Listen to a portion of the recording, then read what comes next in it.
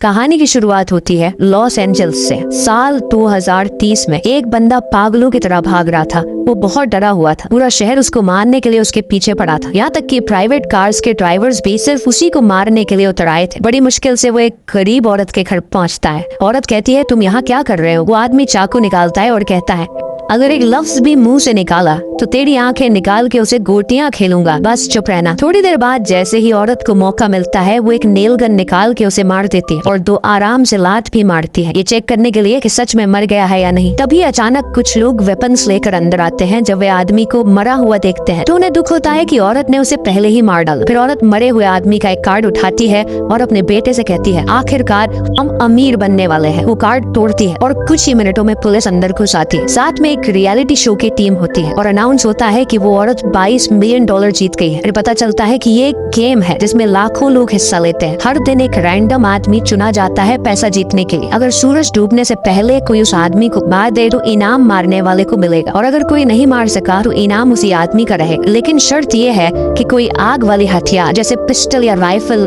Use नहीं कर सकता। उसी दिन हमें एक लड़की दिखाई देती है, इसका नाम है कैटी। एक नाकाम एक्ट्रेस किस्मत आजमाने लॉस एंजलिस आई है ऑडिशंस के लिए। उसके साथ बैठी औरत कहती है, तुम बड़ी मासूम लगती हो, अपना ख्याल रखना बेटा, यहाँ लोग चोर हैं। कैटी कहती है, शुक्रिया नसीहत का, आप बहुत अच्छी लेडी हैं। औरत उसका हाथ पकड़ती है और कहती है, ऐसा मत कहो, तुम मेरी बेटी जैसी हो, चलो अब मैं यहाँ उतरती हूँ, गुड बाय। थोड़ी देर बाद कैटी जब अपनी कलाई देखती है वह शौक हो जाती है कि उस औरत ने उसकी घड़ी चोरी करी। कहती है वो औरत चोर है। वो अपने ऑनलाइन बुक किए हुए कमरे में पहुँचती है। कमरे को देखकर वो परेशान हो जाती है क्योंकि जो कमरा मोबाइल पर उसने देखा था वह तो बिल्कुल अलग निकला। कमरे की मालकिन कहती है, हम अलग अलग फोटोज का इस्तेमाल करते हैं ताकि ग्राहक को फंसा सके। जैसे ही कैटी बेड पर बैठती है तो बेड नीचे गिर जाता है, लेकिन वो मजबूर थी क्योंकि इस कमरे का किराया सस्ता था। उसके बाद एला का मंगेतर आता है और एला से कहता है, देखा कल का इवेंट, कल लॉटरी का इनाम होगा $600 मिलियन। ये सुनकर कैटी हैरान हो जाती है कि ये कैसा मुकाबला है। उसके बाद वो कहती है, मेरा दिमाग मत खाओ, कमरे की चाबी दो, मुझे सोना है। वो लोग चाबी देते हैं और कैटी जाके सो जाती है। अगले दिन सुबह कैटी उठती है तो चेहरे पे पानी टपक रहा होता है। जब वह छत की तरफ देखती है तो पता चलता है कि ऊपर वाले पड़ोसी का वॉशरूम है और जिन कपड़ों में ऑडिशन देना था वो भी खराब हो गए। वो एला को कॉल करती है, ये क्या बकवास है, उठती हूँ तो लोग मेरे ऊपर पेशाब कर रहे होते हैं, कपड़े भी खराब हो गए। एला कहती है, परेशान मत हो, मेरे कपड़े पहन लो, कमरे की अलमारी में रखे हैं। कैटी सच में वही करती है और ऑडिशन के लिए निकल जाती है। अब सिर्फ आधा घंटा रह गया है ऑडिशन के लिए। ऐसे ही वो ऑडिशन वाली जगह में एंटर होती है। वो देखती है कि वहाँ और भी लड़कियां ऑडिशन देने आई हैं। वो अंदर चली जाती है और सीन परफॉर्म करती है। डायरेक्टर उसे देख के कहता है, जबरदस्त, मगर दोबारा तेरा मुंह यहाँ ना देखो। उसी वक्त अचानक कैटी का कार्ड एक्टिवेट हो जाता है। वो कार्ड निकालती है और अनजाने में गेम में रजिस्टर हो जाती है। उसे बिल्कुल भी नहीं पता ये कार्ड किस चीज का है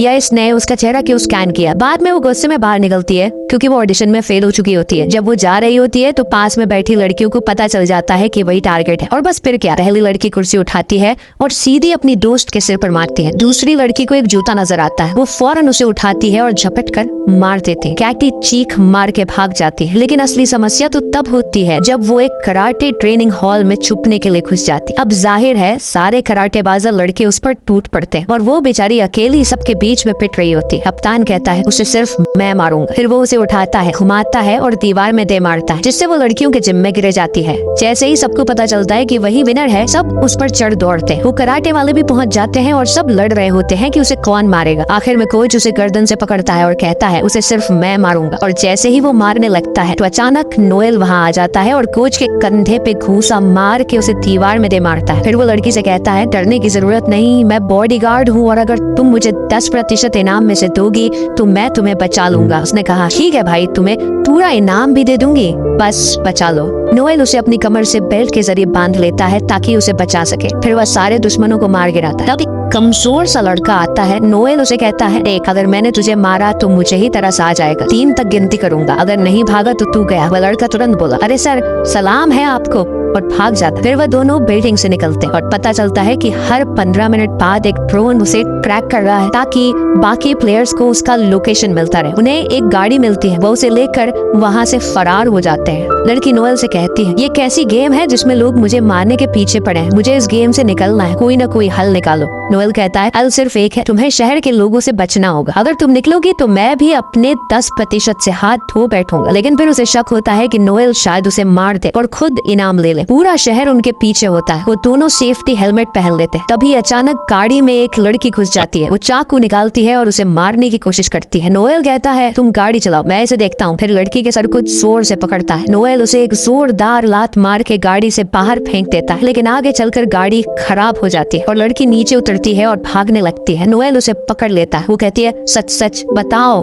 तुम मुझे मार के इनाम लेना चाहते हो ना? नोएल कहता है बिल्कुल नहीं, मैं तो तुम्हें बचाना चाहता हूँ। तब पुलिस वहाँ आ जाती है तो लड़की फौरन नोएल से कहती है पकड़े जाने से पहले कुछ कहना है। फिर वो पुलिस के पास जाती है शिकायत करने, मगर तब उसे अंदाजा होता है कि पुलिस भी असल में उसे मारने आई है। नोएल फौरन आके उसे बचाता है और वो पुलिस को चकमा दे के भाग जाती। वो एक मैगजीन से अपना चेहरा छुपाती। फिर जैसे ही वो कार्ड देखती है पता चलता है कि ड्रोन ने उसकी लोकेशन शेयर कर दी और जितने भी लोग आसपास होते हैं समझ जाते हैं कि खिलाड़ी यही है। सब अपनी गन्स निकालते हैं और उसकी तलाश शुरू हो जाती है। वो एक वैक्स म्यूजियम में जाकर छुप जाती है और खुशकिस्मती से कोई उसे वहाँ नहीं देख पाता। थोड़ी देर बाद एला उसे कॉल करती है और पूछती है वो कहाँ है। वो कहती है मुझे पता है, कपड़े पहुँचाने में देर हो गई, मजबूर थी। एला कहती है कोई बात नहीं प्यारी, बस अपना लोकेशन तो बता दो। वो कहती है मैं अभी म्यूजियम में हूँ, बस किसी को बताना मत। और अभी 1 मिनट भी नहीं गुजरा होता कि एला और डेजी आ जाते हैं। एला उसे मारने की कोशिश करती है। लड़की खुद को बचाने के लिए एक डंडे से वार करती है। वो दोनों से जान छुड़ाती है और फिर उन दोनों के पीछे म्यूजियम का दरवाजा बंद कर देती है। लोगों ने उसे देख लिया। वो फौरन बस से उतरते हैं ताकि उसे मार सके, लेकिन नोएल वहाँ पहुँच जाता है और उसे वहाँ से ले जाता है। केटी कहती है मुझसे नाराज मत होना, मैं समझी तुम मुझे मार दोगे। नोएल कहता है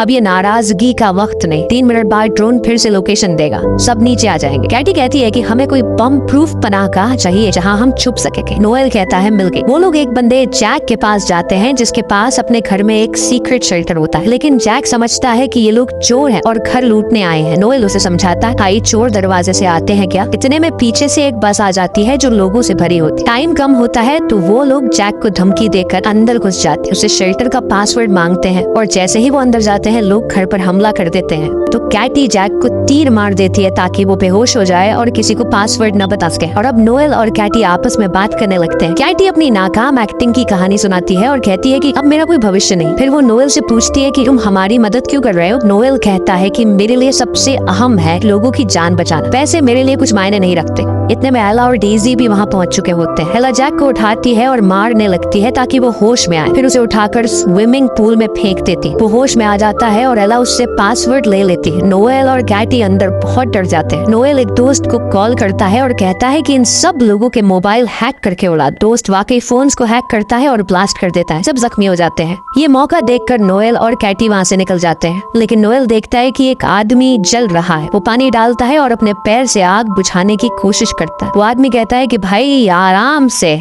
मेरी टांग तोड़ दी तुमने। बाहर निकलते ही उनका सामना एक बख्तरबंद गाड़ी और ट्रेन गार्ड से होता है। गार्ड्स कहते हैं कि कैटी हमारे साथ चलो वरना हम तुम्हारी लाश ही ले जाएंगे। कैटी कहती है कि ठीक है, लेकिन मेरा बॉडीगार्ड भी साथ जाएगा। गार्ड्स मान जाते हैं और वो सब गाड़ी में बैठ जाते हैं। कैटी कंफ्यूज रहती है कि आखिर वो लोग जा कहाँ रहे हैं। गाड़ी उन्हें एक एजेंसी के हेडक्वार्टर ले जाती है जहाँ उनकी मुलाकात लुइस से होती है जो एजेंसी का लीडर है। लुइस कहता है कि मैं हैरान हूँ कि तुम अब तक जिंदा कैसे हो। अक्सर लोग तो 15 मिनट में मर जाते हैं, लेकिन तुम सेफ हो। यहाँ तुम्हारी हिफाजत मेरी जिम्मेदारी है, लेकिन मुझे इनाम का 30% चाहिए। कैटी उसकी बात मान लेती है। फिर वे सब मेडिकल चेकअप के लिए क्लिनिक जाते हैं ताकि अपने जख्मों का इलाज करवा सके। इस दौरान कैटी नोएल को अपनी कहानी सुनाती है। वो कहती है मेरे पापा ने मुझे छोड़ दिया, मम्मी बीमार है, तभी से मैं कोई भी काम करती हूँ ताकि इलाज के पैसे जमा कर सकूं। मैं यहाँ सिर्फ ऑडिशन देने आई थी, लेकिन वो भी फेल हो गया। नोएल कहता है मैं एक वक्त फौजी था और लुइस जो अभी बाहर है वो मेरी टीम में था। एक बार मैंने एक मिशन से इनकार कर दिया जिसकी वजह से पूरी टीम मर गई, बस लुइस बचा और तभी से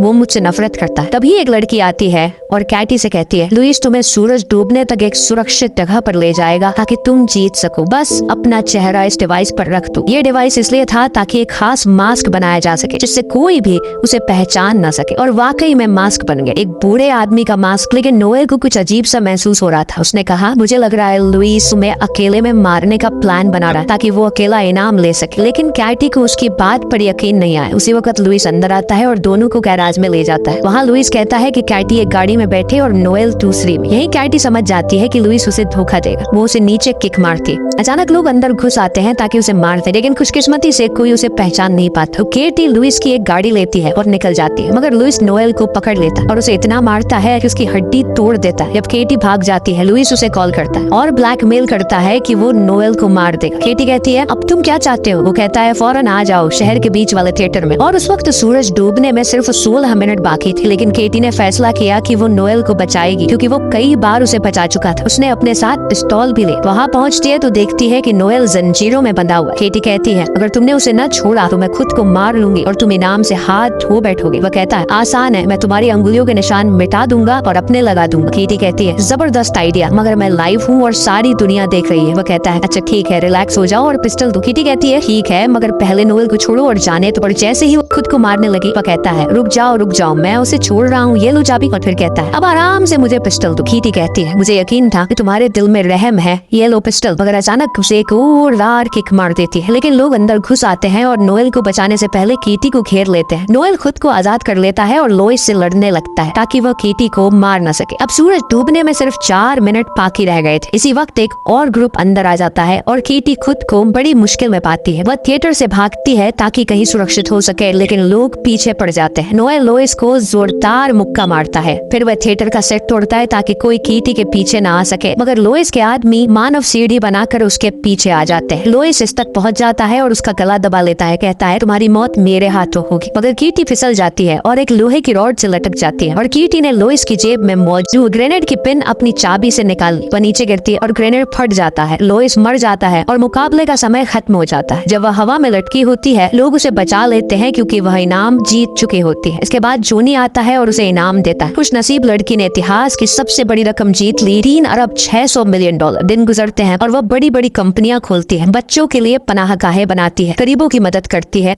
और सबसे खूबसूरत बात उसने नोएल से शादी कर ली और उसके साथ खुशहाल जिंदगी बिताने लगी।